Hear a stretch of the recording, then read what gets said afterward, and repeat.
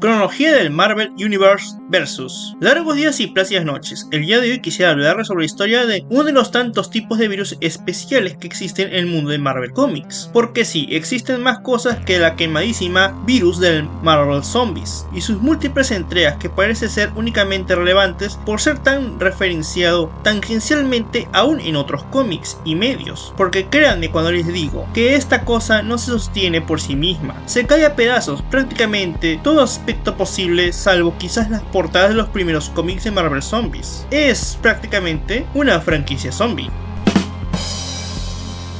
En este otro evento, o mejor dicho miniserie de cómics, la historia gira en torno a los horribles acontecimientos resultado de un virus mortífero, el cual fue liberado en el mundo de los superhéroes de Marvel. Pero sería uno muy singular, a decir verdad. En lugar de tu típico virus zombie, donde tu piel se pudre y se va cayendo como si fuese ropa vieja, mientras incrementa obscenamente tu hambre por cerebros humanos, en esta ocasión sí pasa algo así, pero es más una especie de locura irrefrenable. Es un regreso a las bases.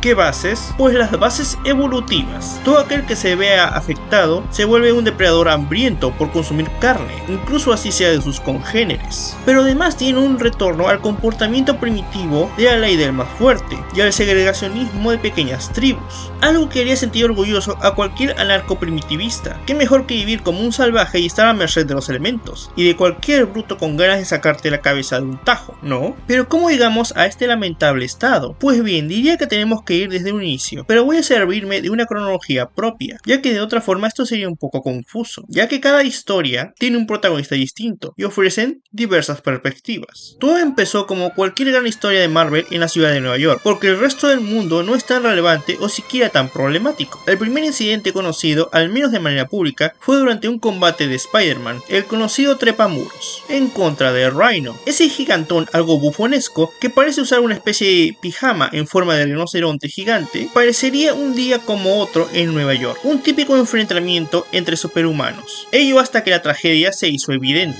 En medio de la encarnizada contienda, algo inesperado pasaría. Spider-Man, una vez ya teniendo a su víctima sometida, procedería a consumir sus entrañas, como si fuese una bestia salvaje. Él sería el paciente cero de una nueva epidemia. Así empezarían los días más oscuros de la humanidad, un aparente brote que parecía que se había originado en la ciudad de Nueva York, el cual terminaría por destruir a toda la civilización conocida en el planeta. En un mundo donde la ley del más fuerte es lo más importante, los que pudieron elegirse como los nuevos líderes fueron los superhumanos, especialmente los más poderosos, mientras que los humanos normales, en especial los más débiles, tenían que depender de ocultarse o estar subordinados a algún jefe de tribu que los vea lo suficientemente útiles como para no volverlos simplemente su nueva comida. Esto implicó que normalmente las personas que fueran admitidas en estas tribus de superhumanos sean mujeres, al cubrir la necesidad básica y primitiva de reproducirse y así pasar sus genes a las siguientes generaciones. A la vez que se aumentaba la población de la tribu,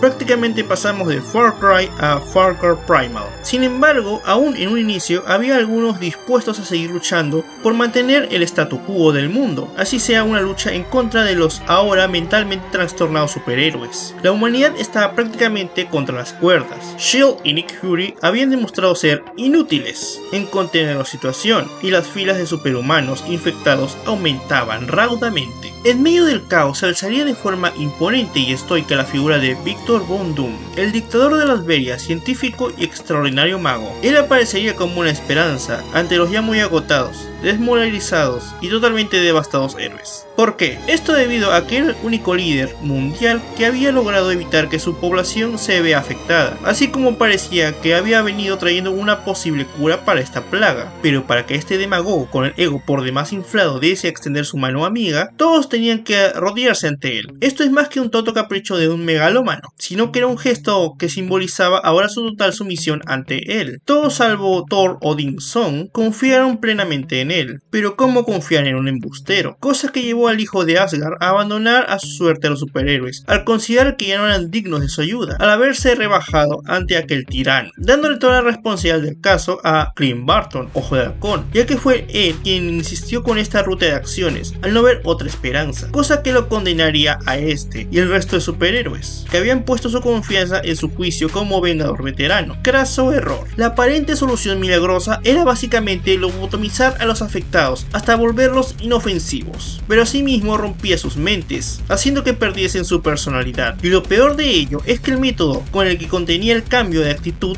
de potenciales infectados era con unos aparatos novedosos que usaban casi como si fuesen una especie de collares de perro. Resultó que suprimían parcialmente los instintos salvajes, y también resultó que Dr. Doom tenía su propia reserva de carne sapiente. Se creía una especie de Apex Predator, por encima de la cadena alimenticia, por encima de los demás. A raíz de ser revelada la verdad a Ojo de Halcón, terminaría por acabar con la vida del tirano. Sin embargo, nuestro Vengador no tendría un final feliz, en lo absoluto. ¿Se acuerdan de cómo Thor se fue indignado de Midgard? Pues volvió al final de cuentas, pero no exactamente para ayudar, sino para terminar con la vida de Ojo de Halcón. Las razones son un poco sometibles a debate, pero parece que el virus sí llegó a infectarlo y finalmente ya no pudo controlar sus impulsos violentos, al ver que Kling definitivamente fue en parte culpable de la condena de Midgard, al menos desde su perspectiva. Esto es ampliamente reforzado por cómo también se describe que estuvo en una campaña de exterminio de los demás dioses como Ares o Hércules. Parece ser que desde su punto de vista, ahora como un salvaje y primitivo dios, no había mejor rival que otros dioses, otros competidores por su territorio, por así decirlo. Así que el paso más lógico era exterminar a todos los demás panteones de dioses. No sería el único infectado medianamente consciente de sí mismo, pero ciertamente no era para nada igual a su antiguo yo. Parece ser que su enfoque únicamente en los panteones hizo que simplemente dejase de lado a los humanos, al verlos de forma tan insignificante. Además, el mundo estaba totalmente consumido por esta plaga, haciendo que apenas algunos sobrevivientes, que no fueran unos salvajes, sean de los pocos pobladores racionales de esta tierra. La civilización e infraestructura estaba prácticamente destruida en un punto de no retorno, y lo que parecía una cura solo fue un engaño, siendo la única solución real el cazar como animales a cualquiera que estuviese infectado. No había otra manera de lidiar con el problema, al menos no en un inicio. Pero ¿quién sigue aún en pie de guerra ante tan desoladora perspectiva? Pues los únicos que se conoce que siguieron en pie de guerra, sin importar las consecuencias, fueron Frank Castle, The Punisher y Logan, más conocido como Wolverine. Estas historias son muy importantes para comprender el posible destino final de este mundo. Por su parte, Punisher permanecería en pie de guerra por el resto de sus días en la isla de Nueva York, lidiando con los infectados que andaban a sus anchas. Ciertamente estaría muy ocupado a ser de los lugares más llenos de superhumanos, por lo menos de los más conocidos y peligrosos del planeta. Su arco se puede resumir en cómo ayudó a algunos de los pocos sobrevivientes, aún limpios de este depravado mal, a vivir y escapar precariamente de la isla, teniendo que en medio lidiar con las tribus de superhéroes caníbales y los conflictos entre ellos. Frank Castle haría un pacto con el líder Spider-Man, el conocido Paciente Cero, para que este dejase con vida a unos cuantos humanos normales. Esto a cambio que The Punisher se encargase de rescatar a la pareja de Spider-Man. Después de exterminar a más superhumanos e incluso culminar con su promesa de restituir a la novia de Spider-Man, Frank igual terminaría por ejecutar al arácnido, en lo que para mí fue una ejecución no solo muy anticlimática, sino aburrida. O sea, lo tomó desprevenido y le metió un tiro en medio de la frente. Y ya está, como si Spider-Man así sea más salvaje y no tuviese su sentido arácnido. Desde un inicio en el cómic, Frank se tenía que poner muy creativo para lidiar con diferentes superhéroes, pero esto se sintió tan poca cosa que hasta ofende de lo simple y rápido que fue. Casi como simplemente hubiesen dicho que como era el cómic final, ya se dice en prisa y lo terminasen, de una buena vez por todas. En fin, que Frank pasaría el resto de sus días en esa miserable y horrible isla. Wolverine recuerda mucho en cierta forma a Old Man Logan por lo traumático de su situación. Aunque es un tipo fuerte y rudo, no es un lunático adicto a la violencia como The Punisher. Por más bueno que sea acabando con la vida de otros, al menos Logan ha tratado después de sus desgracias crear una familia para sí mismo, aceptar cabeza, tener hijos y tener relaciones amicales sanas, haciéndose un agujerito en la familia de que eran los X-Men. Es por ello que ante la perspectiva de un mundo hastiado de más y más psicópatas caníbales, Logan va decayendo más y más. Esto ya que incluso tuvo que eliminar con sus propias manos al equipo de los X-Men, al haber sido estos infectados por el patógeno. Ahora se preguntarán, ¿cuál es el origen de esta plaga? Ya habiendo comprendido sobre qué va la historia por el orden en que se dan los acontecimientos, podríamos acomodar todo de la siguiente manera, y resumiendo un poco las cosas de los eventos más importantes de la miniserie. Primero, Punisher tendría un encuentro con traficantes rusos que estaban traficando con el patógeno. Este quedaría expuesto a la sustancia de forma de gas, volviéndose inmune, pero el resto del contenido se filtraría a las aguas, esparciéndose en la población global. Segundo, se haría el primer incidente en Nueva York, tras el enfrentamiento de Spider-Man con Rhino. El primero sería considerado como el paciente cero. A partir de ese día, las calles de Nueva York se llenarían de tribus de salvajes caníbales, que consumirían a todo y a todos en su paso. Tercero, Wolverine dirigiría varias batallas contra legiones de infectados, teniendo que finalmente evacuar junto a algunos supervivientes hacia un lugar más seguro. Entre ellos estaría el superhéroe y científico Reed Richards, así que aún podría haber esperanzas de encontrar una especie de vacuna o quizás una cura. Cuarto, Clint Barton y los pocos superhéroes que aún quedaban en pie se unirían bajo el mandato de Dr. Doom en una desesperada resistencia por recuperar a la civilización. Victor Von Doom se presentaría como una especie de salvador que tenía una aparente cura, pero todo fue un terrible ardid, por lo que Ojo de Halcón terminaría por acabar con su vida. Quinto, para infortunio del Vengador, un Thor ahora ya infectado terminaría con su vida brutalmente. Sexto, ante la ausencia de cualquier superhéroe con un mínimo de cordura, Punisher en cierta forma se regodearía al tener un terreno de guerra totalmente libre de estorbos superheroicos. Era ya solo una isla de monstruos, ello incluyéndolo a sí mismo. Séptimo, por su parte, Logan y Reed, así como algunos sobrevivientes,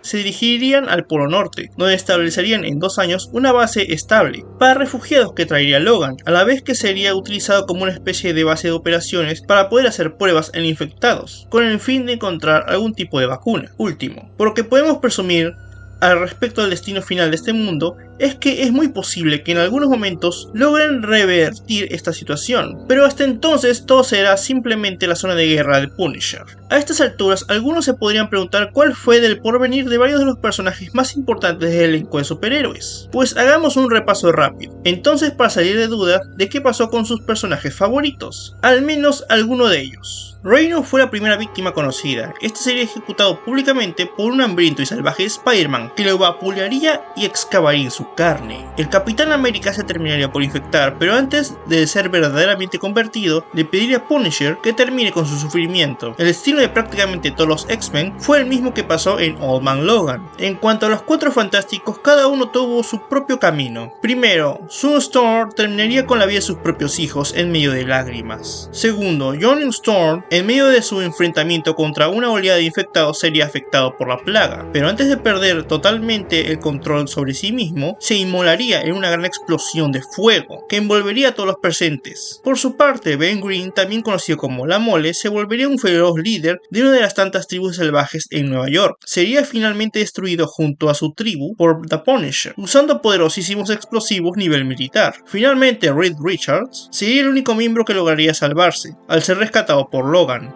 Iron Man tendría un papel importante peleando en el frente en contra de los salvajes. Su destino sería uno de los peores que he visto, a decir verdad, a tal nivel que parece como si el autor quisiese hacerlo ver ridículo, con una especie de humor un tanto sádico. En resumidas cuentas, el mismo Tony Stark había programado que su armadura se apagase completamente en cuanto detectase que estuviese infectado. Es por ello que cuando ello pasó, terminó como una especie de estatua rellena de carne, esta aún consciente, pataleando y gritando para que lo salven. Y fue así hasta que sus funciones vitales simplemente cesaron totalmente. Y ese fue el final del Hombre de Lata. Hulk era un monstruo furioso que recorría ahora las destruidas calles de Nueva York, bien sea guiando ejércitos de salvajes o simplemente cazando presas. Pero sería finalmente finiquitado por Frank Castle, el cual utilizaría una flecha de adamantium de Wolverine que el mismo Hulk le había arrancado en otra ocasión. La flecha atravesaría el ojo del gigante verde, pero se quedaría incrustada en el cráneo, de tal forma que serviría como una especie de lobotomía, paralizando completamente al gigante Esmeralda, haciendo que cayese como si fuese un saco de patatas, para que nunca se volviese a levantar. A Venom también lo eliminaría Frank, al eliminarlo después de vaciarle todo el cargador de una pistola que pertenecía a una Skrull. Deadpool le lograría romper el cuello a Red Skull, esto porque eran de tribus caníbales rivales. Kingpin terminaría con un montón de balas de Punisher, asimismo también todos los miembros de su tribu. Spider-Man sería conocido como el paciente cero, al ser el primer individuo conocido en presentar los efectos de esta infección. Se volvería, al igual que La Mole, un líder de una tribu en Nueva York. Este sería exterminado por Frank Castle de un tiro en la cabeza, siendo así la última víctima conocida de Frank, al menos en esta miniserie. Si se preguntan qué pasó con muchos otros, pues lo más probable es que hayan terminado simplemente como trofeos diseños aterradores en el jardín de Frank Castle, o sea, un montón de cabezas destacadas en el patio trasero. Más que para inspirar el miedo en sus enemigos, parece una forma de carnada para atraer cazadores potenciales con algo tan llamativo. Y si se preguntan por Deadpool, parece ser que su factor curativo es una de las mayores molestias para Punisher, ya que ha tratado de eliminarlo en diversas ocasiones, pero aún así regresa intacto. Así lo vuelva prácticamente picadillo y lo meta en bolsas de basura. Y si llegaron hasta esta parte del video, les agradecería que se suscriban y le den like para más contenido así. También activen la campanita de notificaciones para estar al tanto de cualquier nueva actualización de videos. Si se preguntan cómo es posible que este aparente virus afecte inclusive a seres con factores regenerativos y curativos, es porque en efecto es un arma biológica hecha con un objetivo muy específico en mente, el cual no era exterminar personas, sino el actuar como una especie de modificador genético de ADN. En otras palabras, no es que consuma o destruya células del cuerpo, sino que reescribe sus cadenas de ADN desde las bases mismas. Por ello, no se podría hacer un suero curativo en base a la sangre de Wolverine, ya era necesario usar una muestra de Frank Castle, que se vio afectado de primera mano de las muestras originales sin diluir, así como el paciente cero, que era Spider-Man, para hacer un poco de ingeniería inversa y ver si se podían revertir los efectos de estos, ya que como he explicado, esta especie de patógeno no destruye ni elimina, sino que modifica. Realmente esta fue a lo mucho una historia entretenida. Me recuerda mucho a una combinación de algunos elementos de Old Man Logan, Punisher Kill the Marvel Universe, un poquito de Marvel Zombies y extrañamente algo de Crossed, solo que bajando unas rayitas al nivel de violencia y gore explícito como es de esperar. Les recomendaría al menos dar un repaso a los cómics de Marvel Universe vs. The Punisher, que la verdad son los que considero los más entretenidos de toda la minisaga. Los demás serían Wolverine y Ojo de Halcón. Simple, violento y divertido. Es como los podría describir fácilmente. La violencia llega a ser tan absurda y brutal que es obvio el enfoque principal en la acción, como si fuese una especie de película de serie B de los años 80, pero en viñetas. Hasta se tienen algunos monólogos bastante interesantes de vez en cuando, como por ejemplo, alguna vez hay una fina línea entre una batalla y una masacre. O también, este no es un lugar para débiles, este lugar no puede sanar, este es un lugar para asesinos y monstruos. Como comentario final, puedo decir que la historia no es aburrida, al menos va al punto, aunque a veces es un tanto anticlimática por ir con las prisas, pero asimismo al menos no se volvió un tedio de seguir como sucedió con Marvel Zombies. Sin mucho más que agregar, me voy despidiendo. Solo que antes de despedirme les agradecería que le den like al video. También comenten algo, ya que esto ayuda mucho al algoritmo. Si no saben qué comentar, pongan el nombre de su superhéroe favorito de Marvel. Si lo hacen, también los saludaré en el próximo video. Hablando sobre ello, pueden dejar sugerencias de qué cómic les gustaría que analice. Me gusta explicar el lore de cosas divertidas y diferentes, y no descartaré sus ideas, aunque no puedo decir que no me vaya a tardar un poco. Gracias y hasta un próximo video. Adiós.